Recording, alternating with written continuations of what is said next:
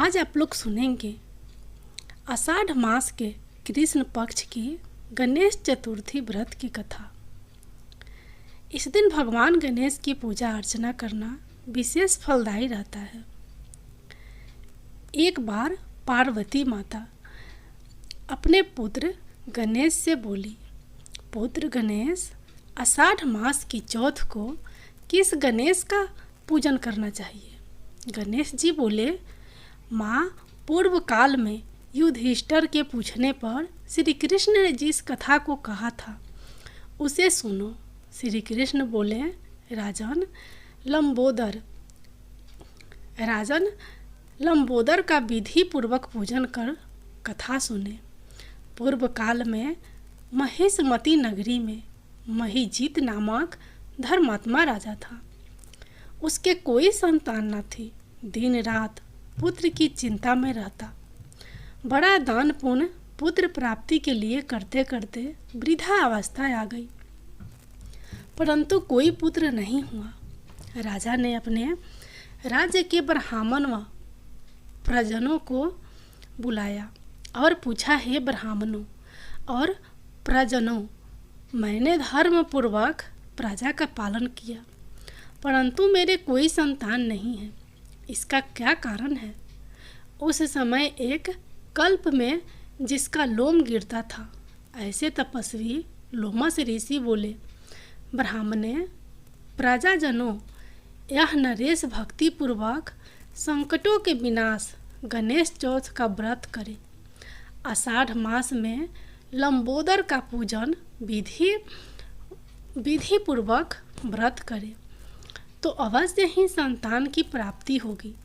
राजा ने सभी ब्राह्मणों और प्रजाजनों का सत्कार कर विदा किया और भक्ति पूर्वक गणेश चौथ का व्रत करने लगा। श्री गणेश जी की कृपा से राजा के शुद्ध छिना रानी के गर्भधान हुआ और 10वें मास में सुंदर बालक पैदा हुआ। राजा बड़ा उत्सव मनाया, ब्राह्मणों और याचकों को बहुत सा धन दिया। प्रजा ने बड़ी खुशी मनाई। श्री कृष्ण बोले, पार्थ, गणेश जी का ऐसा ही प्रभाव है। जो मनुष्य भक्ति पूर्वक श्री गणेश जी का व्रत करता है उसके सभी कष्ट नष्ट हो जाते हैं। अतः तुम भी इस व्रत को करो। इससे शत्रुओं पर विजय तथा राज्य की प्राप्ति होगी। जो मनुष्य श्री गणेश जी की कथा सुनते हैं अथवा भक्ति पूर्वक दूसरों को सुनाते हैं, उनके सभी विघ्न नाश हो जाते हैं और सभी मनोकामनाएं पूर्ण हो जाती हैं। अब आप लोग सुनिए संकष्टी चतुर्थी व्रत की दूसरी कथा। पौराणिक एवं प्रचलित कथा के अनुसार श्री गणेश एक बार देवता कई विपदाओं से घिरे थे। तब मदद मांगने भगवान शिव के पास आए। उस समय शिव के साथ कार्तिकेय तथा गणेश जी बैठे थे।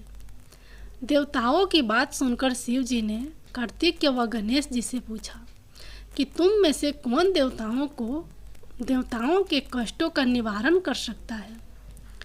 तब कार्तिकेय व गणेश जी दोनों ही स्वयं को इस कार्य के लिए समक्ष बताया। इस पर भगवान शिव ने दोनों की परीक्षा लेते हुए कहा कि तुम दोनों में से जो सबसे पहले पृथ्वी की परिक्रमा करके आएगा वही देवताओं की मदद करने जाएगा।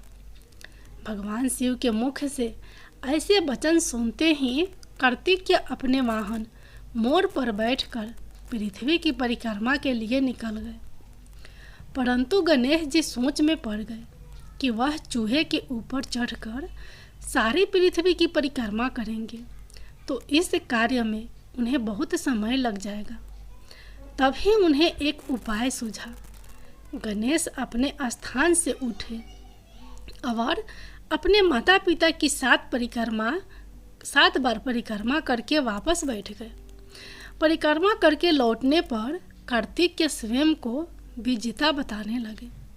तब शिव जी ने श्री गणेश से पृथ्वी की परिक्रमा न करने का कारण पूछा। तब गणेश जी ने कहा, माता पिता के चरणों में ही समस्त लोक है। यह सुनकर भगवान शिव ने गणेश जी को देवताओं के संकट दूर करने की आज्ञा दी। इस प्रकार भगवान शिव ने गणेश जी को आशीर्वाद दिया कि चतुर्थी के दिन जो तुम्हारा पूजन करेगा और रात्रि में चंद्रमा को अर्घ्य देगा, उसके तीनों ताप यानी दैहिक ताप, दैविक ताप तथा भौतिक ताप दूर होंगे। इस व्रत को करने से व्रतधारी के सभी तरह के दुख दूर होंगे और उसे जीवन के भौतिक सुखों की प्राप्ति होगी। चारों तरफ से मनुष्य की सुख समृद्धि बढ़ेगी, पुत्र पुत्रादि धन ऐश्वर्य की कमी नहीं रहेगी। अब आप लोग सुनिए अगली कथा। एक समय की बात है, राजा हरिश्चंद्र के राज में एक कुम्हार था। वह मिट्टी के बर्तन बनाता, लेकिन वे कच्चे रह जाते थे। एक पुजारी की सलाह पर उन्हें इस समस्या को दूर करने के लिए एक छोटे बालक को मिट्टी के बर्तनों के साथ आवा में डाल दिया। उस दिन संकष्टी चतुर्थी का दिन था। उस बच्चे की माँ अपने बेटे के लिए परेशान थी। उसने गणेश जी से बेटे की कुशलता की प्रार्थना की। दूसरे दिन जब कुम्हार ने सुबह उठकर देखा तो आवा में उसके बर्तन तो पक गए थे, लेकिन बच्चे का बाल बांका भी नहीं हुआ था। वह डर गया और राजा के दरबार में जाकर सारी घटना बताई। इसके बाद राजा ने उस बच्चे और उसकी माँ को बुलवाया तो माँ ने सभी तरह के विघ्न को दूर करने वाली संकष्टी चतुर्थी का वर्णन किया। इस घटना के बाद से महिलाएं संतान और परिवार के सौभाग्य के लिए संकट चौथ का व्रत करने लगी।